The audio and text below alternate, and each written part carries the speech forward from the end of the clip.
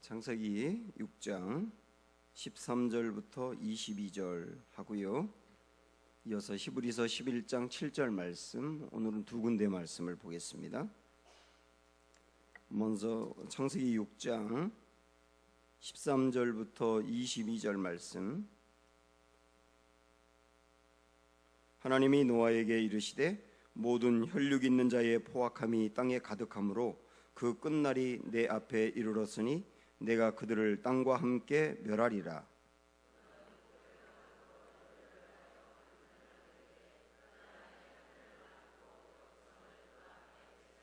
내가 만들 방주는 이러하니 그 길이는 300규빗, 너비는 50규빗, 높이는 30규빗이라.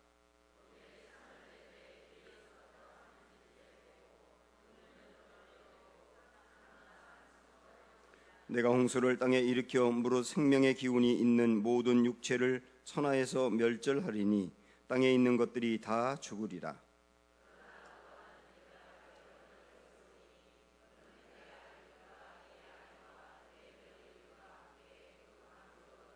혈육 있는 모든 생물을 너는 각기 암수 한 쌍씩 방주로 이끌어들여 너와 함께 생명을 보존하게 하되,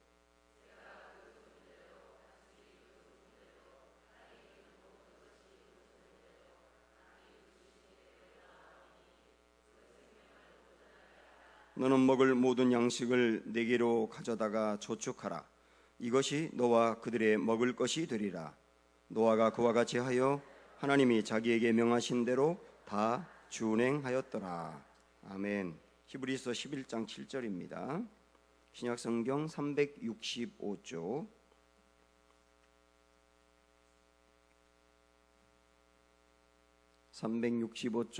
히브리서 11장 7절 말씀 다 같이요. 믿음으로 노아는 아직 보이지 않는 일에 경고하심을 받아 경외함으로 방주를 준비하여 그 집을 구원하였으니 이로 말미암아 세상을 정죄하고 믿음을 따르는 의의 상속자가 되었느니라. 아멘. 서로 우리 인사를 나누세요. 주님이 하셨습니다. 주님이 하십니다 하고 인사하겠습니다.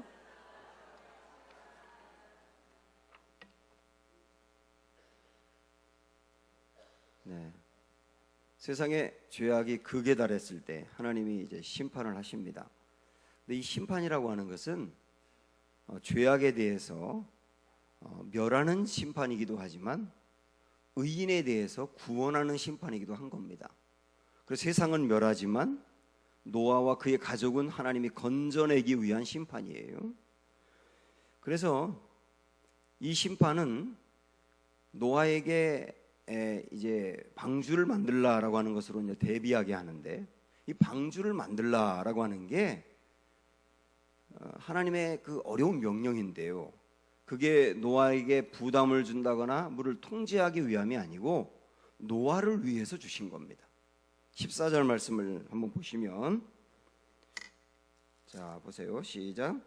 너는 고페르 나무로 너를 위하여 방주를 만들되, 그렇지 않습니까? 방주를 만드는데 너를 위하여 만들라. 이 방주는 너에게 유익이 되기 때문에 만들라고 한 거다. 주님 그렇게 말씀하신 거거든요. 우리 이 말씀을 보면서 하나님 우리에게 뭔가 명령하시는 거, 이 계명이나 율례나 율법 같은 이 명령하시는 것은 궁극적으로 나를 위하여 주신 것임을 분명히 아셔야 합니다. 어제 저녁에도 수요 예배 때도 제가 이런 비슷한 말씀을 드렸습니다만은, 나를 뭐 통제하기 위함이나 뭐 부담 주려고 내 것을 가져가려고 주님이 명령하시는 게 아니라 나의 유익을 위해 주는 거다. 이게 분명하거든요. 그래서 신명기 10장 13절 말씀 한번 보고 가겠습니다. 신명기 10장 13절.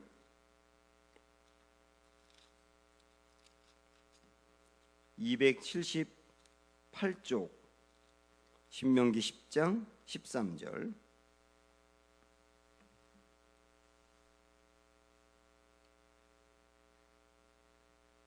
신명기 10장 13절 다 같이. 내가 오늘 내 행복을 위하여 내게 명하는 여호와의 명령과 규례를 지킬 것이 아니냐.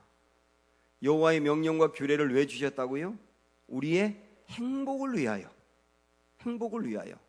그걸 지킬 때 나의 인생에 행복이 오고 지키지 아니하면 불행이 오기 때문에 결국 나의 행복을 위해서 주었다는 말은 다르게 이야기하면 나를 위해서 주었다는 뜻이에요. 모든 율법이 전부 다 그렇습니다. 나를 위해서 주신 거예요. 그래서 우리는 어떤 명령을 받든지 꼭 그걸 기억해야 합니다. 나를 위해서. 주님이 이제 이 노아에게 방주를 만들라라고 말씀하시면서 그 재료라든지 모양이라든지 크기도 다 구체적으로 명시하십니다. 다시 오늘 본문 말씀으로 오셨는데요, 14절을 다시 보시면 그 재료를 말씀합니다. 너는 고페르 나무로 방주를 만들고 그 안에 칸들을 막고 역청으로 그 안팎을 칠하라 그랬습니다. 이 고페르 나무가 일종의 잣나무 같은 걸 말하는데요, 이것으로 방주를 만들라 그러면서 역청을 칠하라라고 했는데 역청은 방수 효과가 있는 겁니다. 그래서 그 크기를 그렇게 하나님 말씀하셨고 재료를 말씀하셨고 15절에 보면 크기가 나와 있습니다. 내가 만들 방주는 이러하니 그 길이는 300규빗, 너비 50, 높이 30규빗인데 이 구약 성경에 규빗이라고 하는 단위가 나오잖아요. 그러면 여러분이 대략 45 정도를 곱하시면 됩니다. 그렇게 곱하면 이제 대략 나오게 되는데 여기 이제 300규빗 이 정도는 미터로 계산을 해보면 137m 정도 됩니다. 길이가 137m, 폭이 22m, 높이가 13m거든요. 137, 22, 13인데 요 정도 크기는 축구장 정도가 된다고 보시면 돼요. 길이는 축구장보다 크고 폭은 축구장보다 조금 작으니까 대략 축구장 정도 크기가 되고요. 높이로 아파트 건물 5층 정도가 되는 겁니다. 어마어마한 그 배를 만들게 하신 거예요. 16절에 보면 모양이 나와 있는데 거기에 창을 내되 위에서부터 한 규빗에 내고 그 문은 옆으로 내고 상중하 3층으로 할지니라. 전체적으로 3층으로 돼 있고 창문이 나 있고 문이 나 있는 형태로 이렇게 모양이 만들어졌습니다.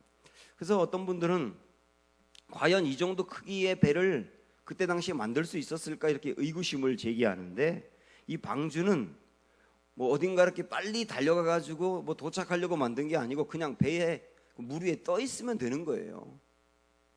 그래서 추진 장치라든지 제동 장치 같은 게 전혀 없고 그냥 떠 있기만 하는 용도이고 120년 동안 노아의 가족들이 만들었고 그리고 그 주위에 수많은 많은 좋은 재료들이 많기 때문에 그걸 가지고 만든 겁니다. 네덜란드에 그 얀센이라고 하는 선박학자가 있는데 그 사람이 이 노아의 방주의 이 크기를 5분지 2 정도 모형으로 만들었다고 합니다. 그리고 연구하고 난 결과 가장 안정적이다 배가 이렇게 결론을 내게 되었고 그리고 그 정도 그 규모의 크기라고 한다면 현재 개념으로 이 세상에 이제 존재하는 그 동물들 포유류라든지 조류, 파충류까지 포함해서 17,600종류 정도 된다고 하더라고요. 얌수 한 쌍씩 하면 이제 3만 개가 넘는 게 3만 종류가 넘게 되는데 그 정도 동물들이 다 들어가도 공간이 남는다고 합니다. 그것을 전부 다 고려해서 하나님이 이 방주를 만들게 하신 겁니다. 그래서 노아는 하나님의 이 명령을 받은 다음에 오늘 말씀 22절에 보면 이렇게 말씀하는데요. 22절 시작. 노아가 그와 같이 하여 하나님이 자기에게 명하신 대로 다 준행하였더라 이렇게 나옵니다. 이걸 세번역으로 제가 읽어드리면 좀 느낌이 더 강하게 다가오는데 노아는 하나님이 명령하신 대로 다 하였다, 꼭 그대로 하였다 이렇게 말씀합니다. 그러니까 하나님께서 말씀하신 크기라든지 재료 사용하라고 한 것이라든지 모양을 그대로 똑같이 만들어서 노아가 방주에 하나님께 올려드렸다 그 얘기잖아요. 이 노아를 한번 생각을 해봤습니다. 아침에 일찍 일어나서 기도를 하고 그리고 나가서 나무를 베고 그 나무를 붙이고 거기 역청을 칠하고 하는 일들을 매일 하는 거예요. 매일. 사람들이 조롱해도 상관하지 않아요. 비가 내려도 일을 감당하는 거예요. 마음에는 오만 가지 생각이 왔다 갔다 하지만 그래도 또 일어나 나가서 그 방주를 만드는 거예요. 그렇게 무려 120년 동안을 한 겁니다. 진짜 무서운 거는 성실함이거든요.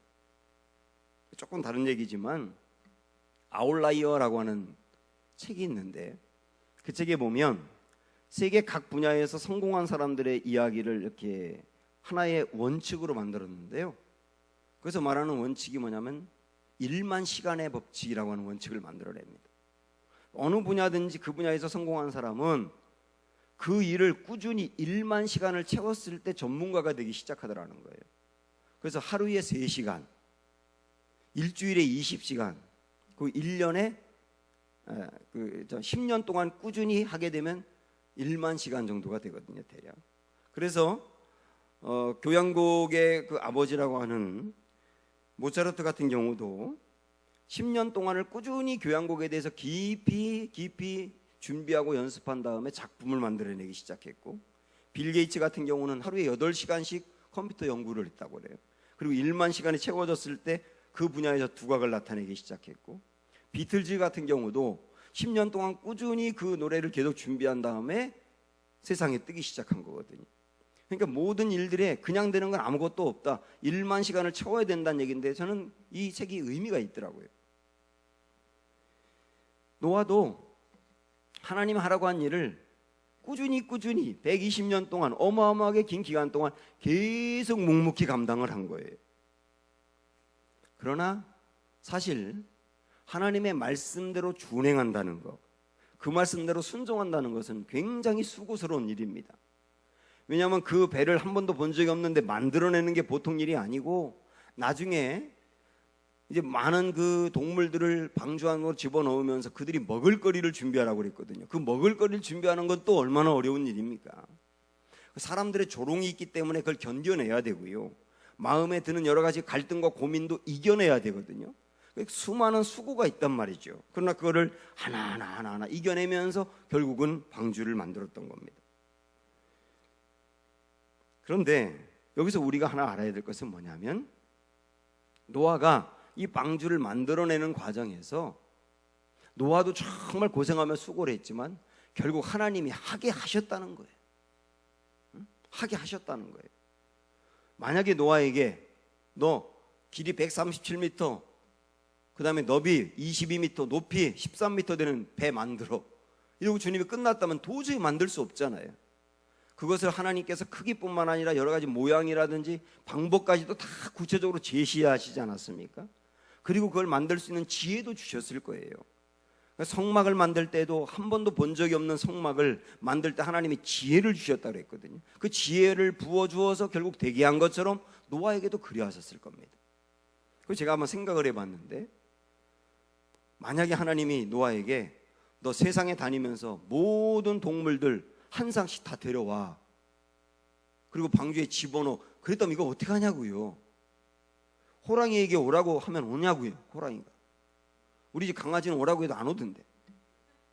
그러니까 호랑이도 오게 해야 되고 모든 동물들을 오게 해야 되는데 그걸 어떻게 하냐 말이에요. 근데 오늘 말씀 20절을 보니까 이렇게 나옵니다. 새가 그 종류대로, 가축이 그 종류대로, 땅에 기는 모든 것이 그 종류대로 각기 둘씩 네개로 나오리니. 네개로 나오리니. 하나님께서 모든 동물들을 충동하셔서 각각 한 쌍씩 다 방주를 향하여 때가 됐을 때 오게 했다는 거죠. 그래서 우리 그런 말 들었지 않습니까? 달팽이는 방주까지 가기 위하여 오래전부터 계속 땀을 흘리며 그곳까지 계속 전진해 갔다. 그래서 모든 동물들을 그렇게 하나님 모으셨던 겁니다. 다시 말하면 하게 하셨다는 거예요. 하나님이 하셨다는 거죠. 마리아가 말입니다, 처녀의 몸인데 어느 날 천사가 마리아에게 나타나서 마리아야, 내가 잉태했다. 있을 수 없는 이야기를 하셨지 않습니까? 성령으로 잉태했다. 주님이 그 안에 잉태된 것을 말씀했지 않습니까? 그 여러 가지 많은 갈등과 두려움이 있었지만 끝내 마리아가 주님이 하신 일이라 여기면서 주의 여종이오니 말씀대로 드리이다 하고 딱 받아들여요. 그가 그것을 받아들일 때는 굉장히 많은 것을 결단해야 합니다. 우선은 약혼한 남자였던 요셉과 헤어질 것을 결단해야 되거든요. 요셉에게 성령으로 잉태했다고 했을 때 요셉이 믿을 수 있겠냐고요. 수많은 마을 사람들이 그에게 돌을 던져서 칠 겁니다. 그리고 수많은 비난을 받아야 될 겁니다. 그 모든 것들을 다 감당해야 되거든요. 그러나 감당하겠다고 여기며 주의 말씀대로 되리이다 하고 받아들이지 않습니까? 문제가 이제 요셉인데, 요셉이 그래서 임신한 사실을 알고 가만히 끊고자 했다고 성경이 나오잖아요. 근데 그때 천사가 요셉에게 나타나서 성령으로 잉태한 사실을 알려주지 않습니까? 그리고 그 여인을 받아들이라고 하지 않습니까? 그래서 요셉을 아무리 말해도 자기가 설득할 수 없는데 하나님이 아셔서 결국 요셉이 마리아를 받아들이게 하잖아요. 그 다음에 세례 요한의 집에 가가지고 그 세례 요한의 어머니로부터 보호를 받게 하지 않습니까? 그래서 예수님을 탄생하게 하잖아요. 이 말씀 봐도 정말 받아들이기 어려운 것이지만 받아들이고 나아갈 때 주님이 하시더라는 겁니다. 사랑하는 여러분, 하나님 우리에게 말씀하신 거 수고가 있습니다. 때로는 부담도 있습니다. 그러나 주님이 말씀하셨기 때문에 내가 받아들이고 아멘하고 나아갈 때 우리는 경험하게 될 겁니다. 주님이 하시는 것을 경험하게 될 거예요. 아멘. 그래서 우리 할 수 있는 거예요. 그러면서 우리가 간과해서는 안 되는 매우 중요한 게 또 하나 있는데요. 어제 우리가 본 말씀에서 노아에 대해서 세 가지를 말씀했어요. 첫째, 의로운 사람이었다. 둘째가 뭐였어요? 당대의 완전한 사람이었다. 완전함이 다르게 말하면 우직함이라 그랬죠.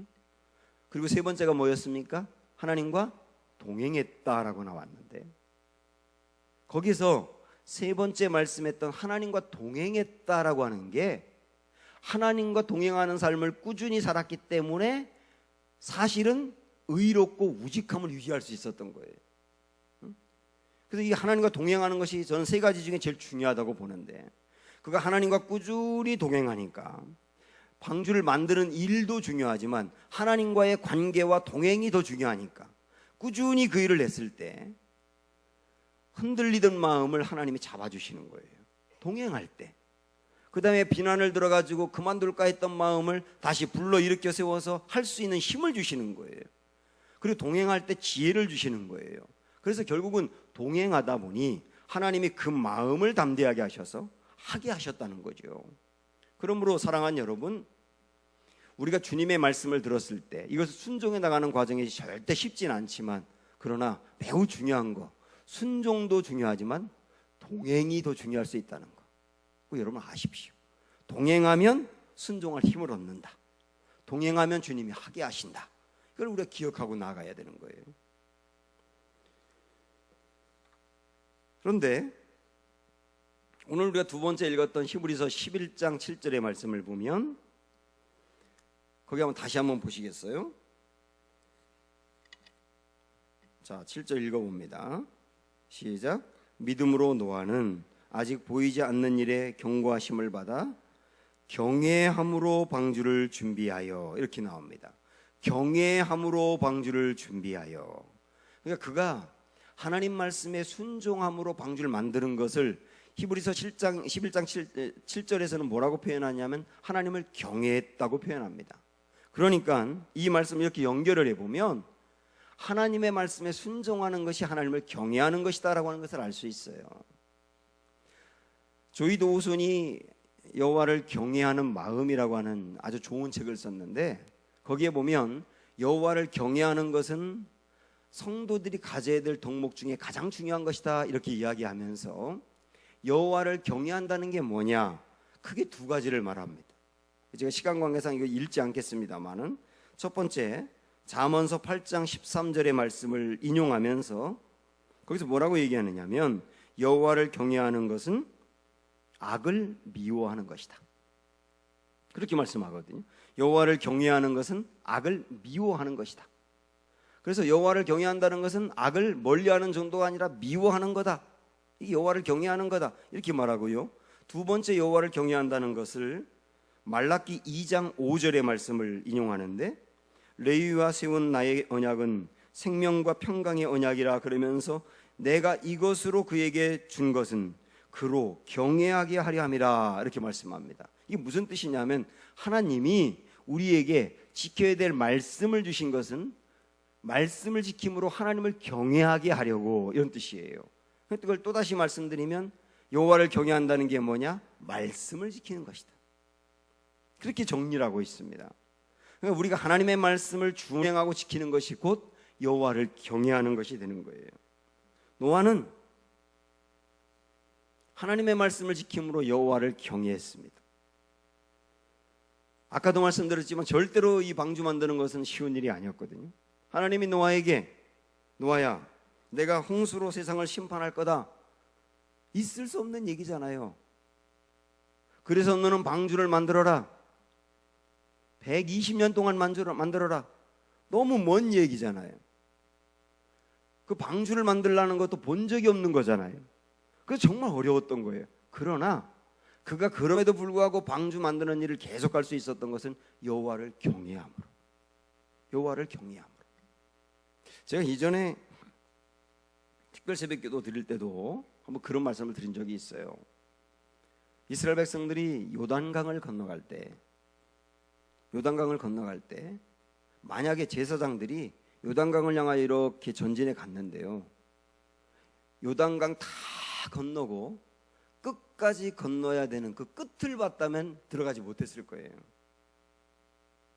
그냥 제사장들은 내 눈앞에 있는 첫 발을 내딛는 거예요. 한 발, 또 한 발, 멀리 보지 않고 또 한 발, 이렇게 그냥 내딛다 보니까 물이 바로 앞에 있는데도 그 한 발 앞에 있는 물은 갈 수 있지 않습니까? 거기를 밟았는데 그때 하나님이 열어주시지 않습니까? 순종도 그렇게 하는 거거든요. 만약에 노아가 하나님으로부터 방주를 만들어 그럴 때 방주의 완성된 모습을 생각했다면 도저히 만들 수 없는 거예요. 그냥 오늘 하루 내가 할 수 있는 일을, 오늘 하루 할 수 있는 일을 그냥 하는 거예요. 묵묵히. 내가 이만큼 나무를 베야 된다면 하루 그만큼 베는 겁니다. 그걸 할 수 있잖아요. 그 다음에 오늘 하루는 이 나무 벤 나무를 잘라야 된다면 그걸 할 수 있잖아요. 하루하루 하다 보니 나중에 가니까 그 방주가 만들어진 거 아니에요? 그냥 너무 많은 걸 생각하지 아니하고 하나님이 이걸 나에게 하라고 했으니 하게 하실 거다. 하나님이 도와주실 거다. 그리고 이건 나에게 유익한 거다. 그렇게 바라보고 오늘 하루 그냥 가는 겁니다. 그걸 할 수 있잖아요. 그 여호와를 경외하는 거예요. 사랑하는 여러분, 우리 마음에 이런 구호처럼 이 마음에 쥐셨으면 좋겠어요. 내가 어떤 하나님의 말씀을 듣고 감당하기 어려울 때 저 따라 하시겠어요? 여호와를 경외함으로 순종하자. 이렇게 나아가는 거예요. 여호와를 경외함으로 오늘 할 수 있는 일에 순종하자. 그렇게 나아간 게 노아였거든요. 그랬더니 히브리서 11장 7절에서 또 어떤 말씀이 나오느냐면 그것을 통하여 그 집을 구원했다고 나옵니다. 그걸 통하여 그 집을 구원했다. 그래서 묵묵히 그냥 순종하며 나아갔더니 그 결과로 그 집을 구원했다. 우리도 하나님 맡겨주시는 일을 묵묵히 감당하고 가다 보면 그 일을 통하여 하나님의 역사가 나타날 것이다. 그게 결국 나에게 유익된 것을 보게 될 것이다. 이 길이 우리에게 예비되어 있는 겁니다. 사랑하는 여러분, 힘내십시오. 하나님이 좋아하는 것을 좋아하시고 하나님이 싫어하는 걸 싫어하시고 하나님과 함께 묵묵히 달려가는 우직한 삶 오늘도 살아가시기를 주님의 이름으로 축원합니다. 함께 찬양합니다. 십자가의 길 순교자의 삶.